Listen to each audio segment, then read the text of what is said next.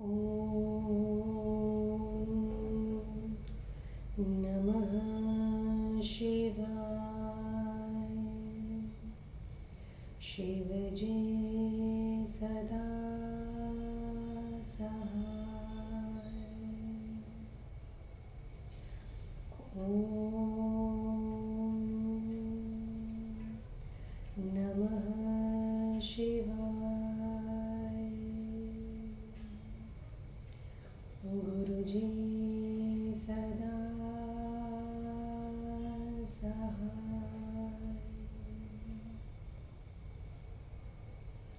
जय गुरुजी। अथ श्री शिव महापुराणे द्वितीयायां रुद्रसंहितायां तृतीय पार्वती खंडे अथाष्टचत्वारिंशोऽध्यायः। ब्रह्म उवाच एतस्मिन्नन्तरे तत्र गर्गाचार्यप्रणोदितः हिमवान् मेनया सार्धं कन्यां दातुं प्रचक्रमे। हेमं कलशमादाय मेना चार्ध्वाङ्गमाश्रिता। हिमाद्रिष्व महाभागो वस्त्राभरणभूषितः पातादिभिस्ततः शैलः प्रहृष्टः स पुरोहितः। तं वरं वारयामास वस्त्रचन्दनभूषणैः। ततो हिमाद्रिणा प्रोक्ता द्विजास्तिथ्या दिकीर्तनः। प्रयोगो भण्यतां तावत् अस्मिन् समय आगते। तथेति चोक्ता ते सर्वे कालज्ञा द्विजसत्तमा। तिथ्यादिकीर्तनं चक्रुः प्रीत्या परमनिवृतः। ततो हिमाचलः प्रीत्या शम्भुना प्रेरितो हृदा। सुतीकृतः परेशेन विहसन्नं भूमब्रवीत्। स्वगोत्रं कथ्यतां शम्भो प्रवरश्व कुलं तथा। नाम वेदं तथा शाखां माकर्षि समयात्ययम्। ब्रह्म उवाच इत्याकर्ण्यवचस्तस्य हिमाद्रे शङ्करस्तदा। सुमुखो विमुखः सद्धो प्यशोच्यः शोच्यतां गतः। एवंविधः सुरवरैर्मुनिभिस्तदनीमम् गन्धर्वयक्षणगण सिद्धगणैस्तथैव। दृष्टो निरुत्तरमुखो भगवान् महेशोकार्षि। सदायमथ तत्र स नारदत्वम् वीणामवादयस्व त्वं हि ब्रह्मविज्ञोऽथ नारद। शिवेन प्रेरितस्तत्र मनसा शम्भुमानसः। तदा निवारितो धीमा न पर्वेतन्द्रेणे विहठात्। विष्णुना च मया देवैर्मुनिभिश्चाखिलैस्तथा। न निवृत्तो भवस्त्वं हि स यदा शङ्करेच्छया। इति प्रोक्तो दृढा तर्हि वीणां वादयाधुना। सुनिषिद्धो हठात् तेन देवर्षे त्वं यदा बुधा। प्रत्यवोचो गिरीशं तं सुसंस्मृत्य महेश्वरम्। नारद उवाच त्वं हि मूढत्वमाप्नपन्नोन् जानासि च किश्चिन। वाच्ये महेशविषये तिवासि त्वं बहिर्मुखः त्वया पृष्ठो हरः साक्षात् स्वगोत्रकथनं प्रति समयेऽस्मिंस्तदस्त्यन्तं मुपहासकरं वचः अस्य गोत्रं कुलं नाम नैव जानन्ति पर्वत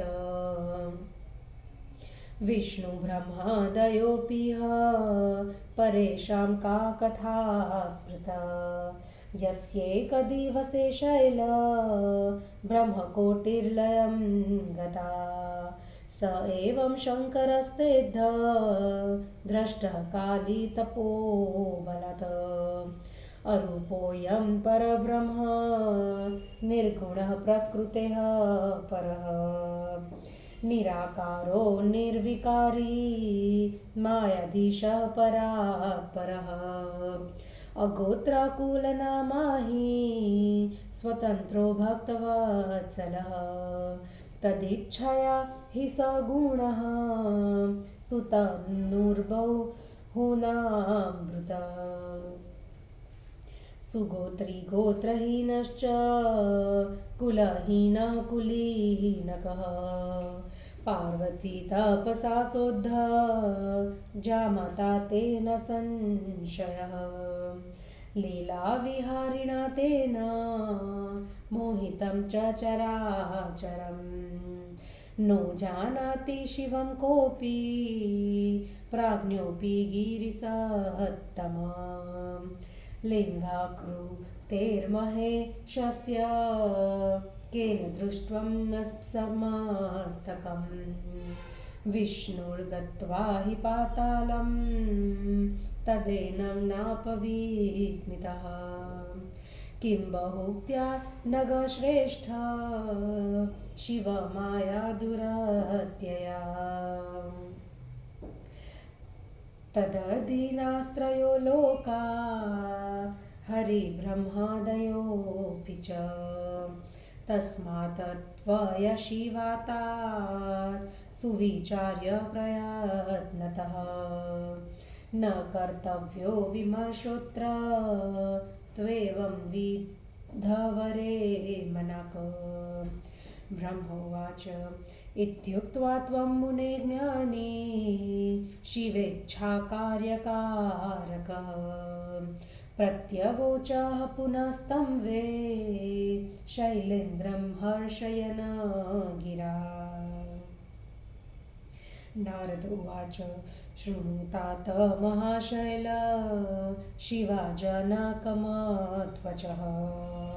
तच्छ्रुत्वा तनयां देवीं देहि त्वं शङ्कराय हि सगुणस्य महेशस्य लीलया रूपधारिणः गोत्रं कुलं विजानीहि नादमेव हि केवलम् शिवो नादमयः सत्यं नाद शिवमयस्तथा उभयोरन्तरं नास्ति नादस्य च शिवस्य च सृष्टो प्रथमजत्वाद्वि लीलासगुणरूपिणः शिवन्नादस्य शैलेन्द्र सर्वोत्कृष्टस्ततः स हि अतो हि वादिता वीणा प्रेरितेन मयाद्धवे सर्वेश्वरेण मनसा शङ्करेण हिमालय ब्रह्मोवाच एतच्छ्रुत्वा तव मुने वचस्तत्तु गिरीश्वरः हिमाद्रिस्तोषमापन्नो गतविस्मयमानसः अथ विष्णुप्रभृतयः सुराश्च मुनयस्तथा साधु साध्वीति ते सर्वे प्रोचुर्विगतविस्मयः महेश्वरस्य गाम्भीर्य ज्ञात्वा सर्वे विचक्षिणः स विस्मया महामोदान् विताः प्रोचुः परस्परम् यस्याज्ञया जगदिदं च विशालमेव जातं परात्परतरो निज बोधरूपः सर्वः स्वतन्त्रगति कृत्परभावगम्यः सोऽसो त्रिलोकपरितधजनः सुदृष्टः अथ ते पर्वतश्रेष्ठा मेर्वधा जातसम्भ्रमः ऊचुस्ते चैकपदेन हिमवन्तं नगेश्वरम् पर्वता ऊचुः कन्यादाने स्थियतां वच्चाध शैलनाथोक्त्या किं कार्यनाशस्तवेव सत्यं ब्रूमो नात्र कार्यो विमर्शस्तस्मात् कन्या दीयतामीश्वराय ब्रह्मोवाच तच्छ्रुत्वा वचनं तेषां सूयदां स हिमालयः स्वकन्यादानमकरो शिवाय विधिनोदितः इमां कन्यां तुभ्यमहं ददामि परमेश्वर भार्यार्थपरिगृहिणीष्व प्रसीद सकलेश्वर तस्मै रुद्राय महते मन्त्रेणानेन दत्तवान् हिमाचलो निजां कन्यां पार्वतीं त्रिजगत्प्रसूम् इत्यं शिवाकरं शैलः शिवहस्ते निधाय च मुमोदातीव मनसि तीर्णकाममहार्वणः वेदमन्त्रेण गिरीशो गिरिजाकरपङ्कजम् जग्राह स्वकरेणशु प्रसन्नः परमेश्वरः क्षितिं संस्पृश्य कामस्य कोदादीति मनुं मुने पपाठ शङ्करः प्रीत्या दर्शयल्लौकिकीं गतिम् महोत्सवो महानासीत् सर्वत्र प्रमुदावहः बभूव जयसंरावो दिवि भव्यन्तरीक्षके साधुशब्दं नमः शब्दं चक्रु सर्वेति हर्षितः गन्धर्वासु जगुप्रीत्या ननृतुश्चाप्सरो गणः हिमाचलस्य पौराही मुमुदुश्वास्ति चेतसि मङ्गलं महदासिधे महोत्सवपुरः सरम् अहं विष्णुश्वशक्रश्च निर्जरा मुनयोऽखिलः हर्षिताह्यं भवं शास्ति प्रफुल्लवदनाम्बुजः अथ शैलवरसोदात् सुप्रसन्नो हिमाचलः शिवाय कन्यादानस्य सांगतां सुयथोचिताम् ततो बन्धुजनास्तस्य शिवां सम्पूज्य भक्तितः ददौ शिवाय सद्द्रव्यं नानाविधिविधानतः हिमालयस्तुष्टमनः पार्वती शिवप्रीयते नानाविधानि द्रव्याणि ददौ तत्र मुनीश्वर यौतुकानि ददौ तस्मै रत्नानि विविधानि च चारुरत्नविकाराणि पात्राणि विविधानि च गवां लक्षं हयानां च सज्जितानां शतं तथा दासीनामनुरक्तानां लक्षं सदद्रव्यभूषितं नागानां शतलक्षं हि रथानां च तथा मुने सुवर्णजटितानां च रत्नसारविनिर्वतम् इत्थं हिमालयो दत्त्वा स्वसुतां गिरिजां शिवाय परमेशाय विधिनापकृतार्थताम् अथ शैलवरो मध्यं दिनोक्तस्तोत्रतो मुदा तुष्टाव परमेशानं सद्विरसुकृताञ्जलिः ततो वेदविदातेन ज्ञप्ता मुनिगणास्तदा शिरोभिषेकं चक्रुस्ते शिवाय परमोस्तवः देवाभिधानमुच्चार्य पर्युक्षणविधिं व्यधुः महोत्सवस्तदा चासीन् महानन्दकरो मुने। इति श्री शिवमहापुराणे द्वितीयायां रुद्रसंहितायां तृतीयपार्वतीखण्डे कन्यादानवर्णनं नामाष्टचत्वारिंशोऽध्यायः। हिंदी अनुवाद। ब्रह्मा जी ने कहा, इसी समय गर्गाचार्य द्वारा प्रेरित हिमालय मैना के साथ कन्यादान करने के लिए तैयार हुए। सोने का घड़ा लेकर वस्त्र तथा आभूषणों से शोभित भाग्यवती मैना हिमालय के बाई ओर आकर खड़ी हो गई। तब पुरोहित सहित हिमालय ने प्रसन्न होकर पाद्य आदि तथा वस्त्र, चंदन, आभूषणों से उस वर का वरण किया। तब हिमालय ने ब्राह्मणों से तिथि आदि सहित समय के आने पर कन्यादान संकल्प पढ़ने के लिए कहा। यह सुनते ही उन ज्योतिषी ब्राह्मणों ने निश्चिंत होकर तिथि आदि का उच्चारण किया। शिवजी द्वारा हृदय से प्रेरित हिमालय ने सृष्टिकर्ता शिवजी से हंसते हुए कहा, हे शिवजी, अपना गोत्र, प्रवर, कुल, नाम, वेद तथा शास्त्र कहिए, देर मत कीजिए।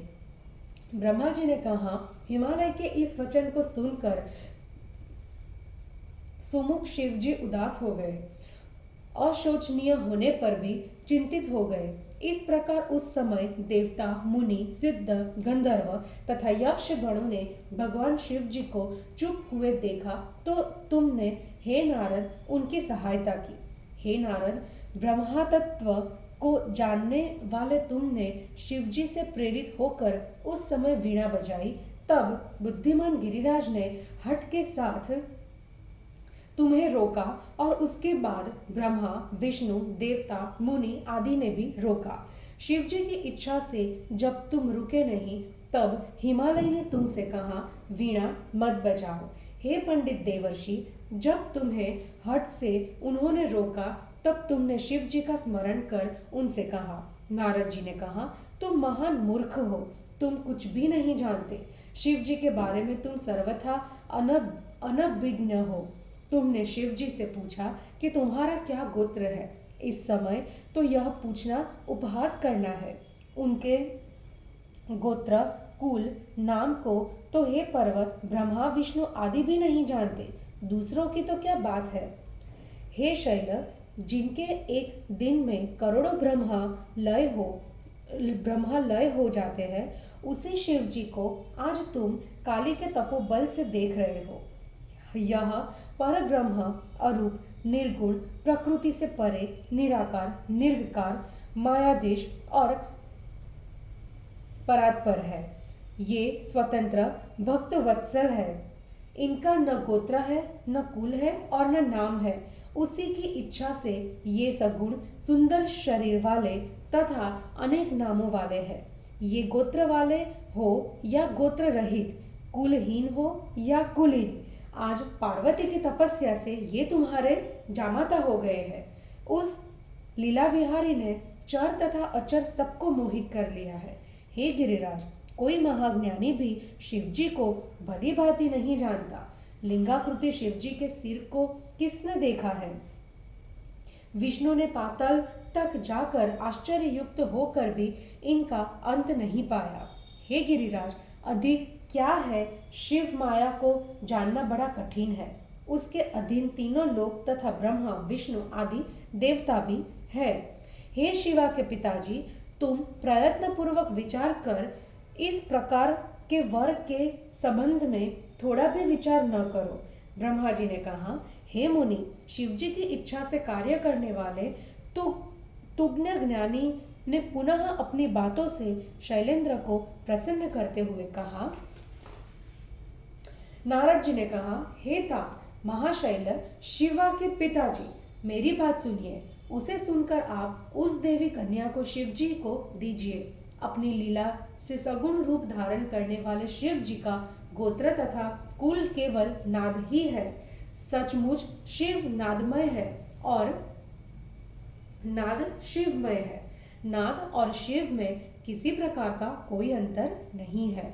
सृष्टि में प्रथम उत्पन्न होने के कारण लीला से सगुण रूप धारण करने वाले शिवजी से ही नाद ब्रह्म की महता स्थिर हुई है। हिमालय सर्वेश्वर शंकर की इच्छा से प्रेरित होकर मैंने उस समय वीणा बजाई थी। ब्रह्मा जी ने कहा, हे मुनि, वह गिरिराज तुम्हारे इस वचन को सुनकर प्रसन्न हुआ और उसके मन में स्थित आश्चर्य समाप्त हो गया। उसके बाद विष्णु आदि सभी देवताओं तथा मुनियों ने आश्चर्य रहित होकर साधु साधु ऐसा कहा। वहां उपस्थित सभी विद्वान आश्चर्य तथा प्रसन्नता से युक्त होकर कहने लगे, देखिए शिवजी कितने गंभीर है, जिसकी आज्ञा से यह विशाल जगत उत्पन्न हुआ, जो ज्ञान रूप है, जो पर से भी परे है, जो स्वतंत्र गति वाला है और जो परम भाव से जाना जा सकता है। उस तीनों लोकों के स्वामी शिवजी को आज हमने देखा। उसके बाद सुमेरु आदि श्रेष्ठ पर्वतों ने एक पद द्वारा मतलब संक्षेप से पर्वतराज हिमालय से शीघ्रता से कहा। पर्वतों ने कहा, हे शैलराज, आप कन्यादान के संबंध में स्थिर होइए। केवल विवाद करने से उचित समय चला जाएगा। हम सच कह रहे हैं, आप शिवजी को कन्यादान दीजिए। ब्रह्मा जी ने कहा, अपने मित्रों के वचन को सुनकर तथा विधि द्वारा प्रेरित होकर हिमालय ने शिवजी को कन्या दे दी। हे सकलेश्वर, हे परमेश्वर, मैं इस कन्या को तुम्हें देता हूँ। तुम इसे माया रूप से स्वीकार करो। तीनों लोकों की माता पार्वती कन्या को हिमालय ने मंत्र पूर्वक उस महान शिव जी को दे दी। इस प्रकार शिवा के हाथ को शिवजी के हाथ में रखकर वह हिमालय मन ही मन इतना प्रसन्न हुआ मानो उसने इच्छा रूपी महान समुद्र को पार कर लिया हो। हिमालय ने वेद मंत्र पढ़कर गिरिजा के कर कमल को शिव जी को दिया। उन्होंने प्रसन्न होकर अपने हाथ से उसे शीघ्र ग्रहण किया। हे मुनि, पृथ्वी का स्पर्श कर शिव जी ने प्रेम से कोदात इस कामस्तुति मंत्र को पढ़ते हुए लोक व्यवहार दिखलाया। उस समय आनंददायक बहुत बड़ा उत्सव तथा जय जय घोष स्वर्ग, अंतरिक्ष एवं भूलोक में हुआ। सब अत्यंत प्रसन्न होकर साधु साधु कह रहे हैं, कोई नमस्कार कर रहे हैं, गंधर्व गाने लगे, अप्सराएं नाचने लगी। हिमालय के नगरवासी मन ही मन बहुत प्रसन्न थे। उस समय चारों ओर मंगल और उत्सव हो रहे थे। मैं मतलब ब्रह्मा, विष्णु, इंद्र, देवता सभी मुनि प्रसन्न हो गए और सबके मुख कमल खिल गए। उसके बाद शैलराज हिमालय ने प्रसन्न होकर शिवजी को कन्यादान की यथोचित सांगता दक्षिणा दी।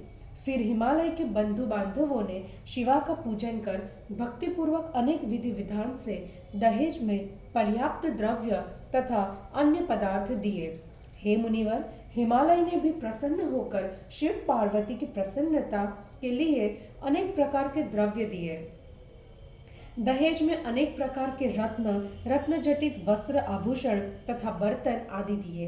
1,00,000 गायें, सजे सजाए 100 घोड़े, पार्वती से प्रेम करने वाली वस्त्र तथा अलंकारों से सुसज्जित 1,00,000 दासियां, 1 करोड़ हाथी और रथ दिए, जो रत्न जटिल तथा सुवर्ण से विशोभित थे।